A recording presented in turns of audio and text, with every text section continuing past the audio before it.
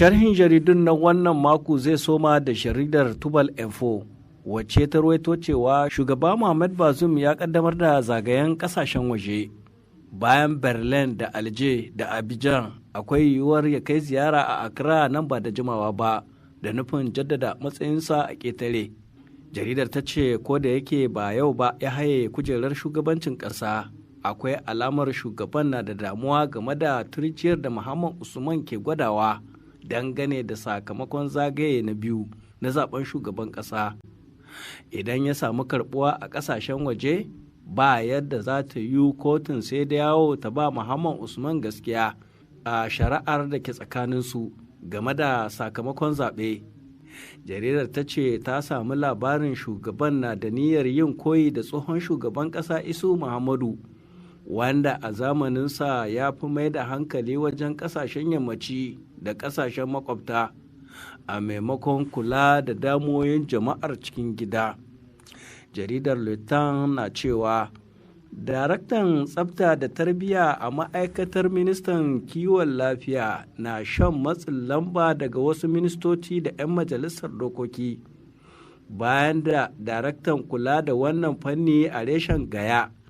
ya kama tan sama da 28 na ganyen shisha a hannun wani mai sunan Lawal Hassan, wanda ya fito da ita daga ƙasar daular Larabawa. Duk kuwa da cewa tun a shekarar 2017 gwamnati ta kafa dokar hana shigo da shisha a nan Nijar. Jaridar ta ce ko baya ga hukumomin kiwon lafiya, ya kamata hukumar yaƙi da cin hanci ta halsiya ta shiga cikin wannan magana don ganin an hana shigo da waɗannan ton-ton na shisha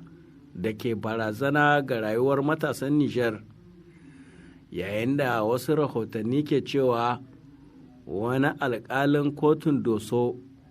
ya umarci a mayarwa Lawal Hassan shisharsa, abinda lauyan gwamnati ya ce sam ba za ta saɓu ba, saboda haka ya yi niyyar ɗaukaka ƙara. Jaridar L'Actualité ta ce sakamakon jarabawar Breven 2021 na nunin irin yadda gwamnatin jamhuriya ta bakwai ta kashe sha'anin ilimin rumus a 'yan shekarun nan. Alhali lokacin da ya hau kujerar mulki, shugaban ƙasa na wancan lokaci ya yi alkawarin kashe wa sha'anin karatu kashi 25 daga cikin 100 na kasafin kudaden ƙasa a kowace shekara, wato a lokacin da yake murnar karɓar madahun iko a ranar 7 ga watan Abril na 2011. Sai dai kuma kwanci tashi ya manta da wannan alkawali, ya bar wasu suka yi tawasoso da kudaden da aka ware wa fannin ilimi, kamar yadda irin haka ta faru da kudaden makamai. Jaridar Sahel Horizon na cewa magajin garin Yamai ya fara yunkurin magance matsalar ambaliyar da ake fuskanta a kowace shekara a wasu unguwannin birnin Yamai idan irin wannan lokaci na damana ya zagayo. Jaridar ta ce Umaru Dogari ya gane cewa rigakafi ya fi magani,